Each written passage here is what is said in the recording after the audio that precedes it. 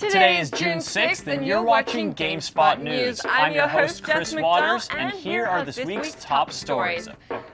Did you want to go? Oh, you can, it's fine. I mean, no, you go. No, you could. It's fine, it's okay. Okay.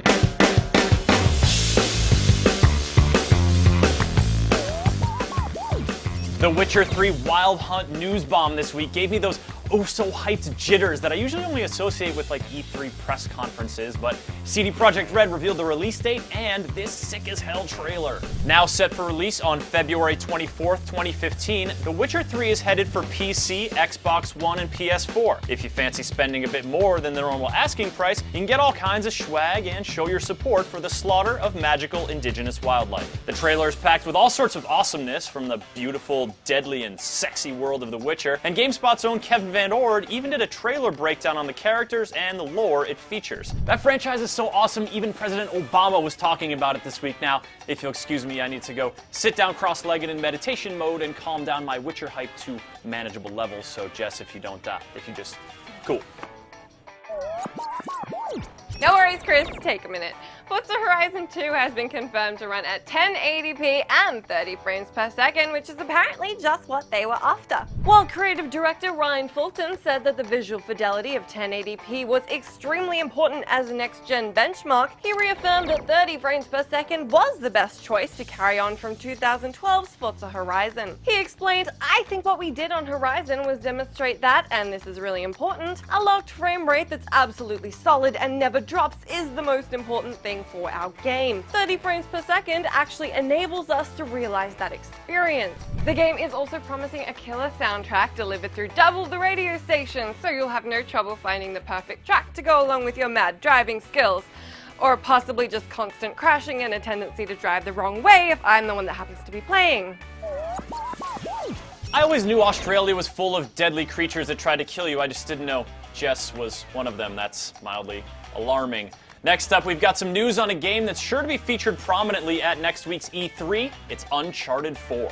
Some shuffling at developer Naughty Dog has put the two leads from The Last of Us in charge of Uncharted 4. After the departure of director Amy Hennig, Neil Druckmann and Bruce Straley are now co-directing Nathan Drake's latest adventure. The two are no strangers to the franchise, having played important roles in the development of Uncharted 2 Among Thieves, which was absolutely freaking amazing. As for the future of The Last of Us, it's coming to PlayStation 4 sometime soon, with no word on any possible sequels, though Naughty Dog does claim to have two, quote, brand new experiences in the works, and now Jess is getting very impatient. I gotta go. And as for something that's a little deadlier than me, Mortal Kombat 10 is coming, and it's all the violent-y, bone-breaking, head-decapitating madness that we've come to expect. The game is going to land on Microsoft and Sony's current and last-generation consoles, as well as PC. And if a sweet recently released trailer is anything to go by, then Warner Brothers' promise that this will be the most brutal combat experience ever may not just be all talk. The developer are also promising all-new gameplay and a cinematic presentation. If you can decipher those wildly vague phrases, then more power to you. You'll also be able to choose from multiple character variations, so you can hone your tactical and careful approach to brutal dismemberment and senseless violence. Lovely! Super gross, Jess. Thanks ever so much. Good news for nefarious villains this week, as they get a stay of execution. Batman Arkham Knight has been delayed to 2015. The much-anticipated third Arkham game by developer Rocksteady Studios was originally slated to release this fall. The game is headed to Xbox One, PS4, and PC only, which will allow for a Gotham City that is currently, according to Rocksteady, 5 times bigger than that in Batman Arkham City. A lot of folks in our comments section seemed happy with the news, apparently eager to see some games that really justify that leap to next-gen consoles, which are now actually current-gen consoles and have been for quite some time. Super on point. This guy. Jess, do you want to do some talking now, maybe? This week on site, do yourself a favor and check out Kevin Van Ord's appearance on Skyrim Mods. Danny covers you off on the E3 rumor mill, and The Gist takes a look at the very best of PS4 games.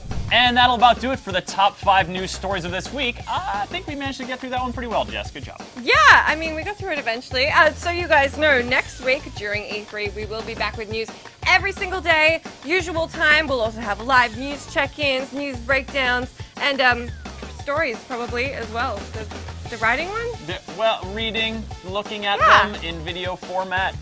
And you'll be on the live show with Danny and Cam and Sean. Being this articulate, it's gonna be great. Isn't that great? It's E3 all week next week, folks. Tons of content. We'll see you back here at GameSpot. Thanks for watching the news. I'm Chris Waters, your news host. I'm Jess McDonald, you're also news host. I'm your host, Jess McDonald, and here are the week's top stories.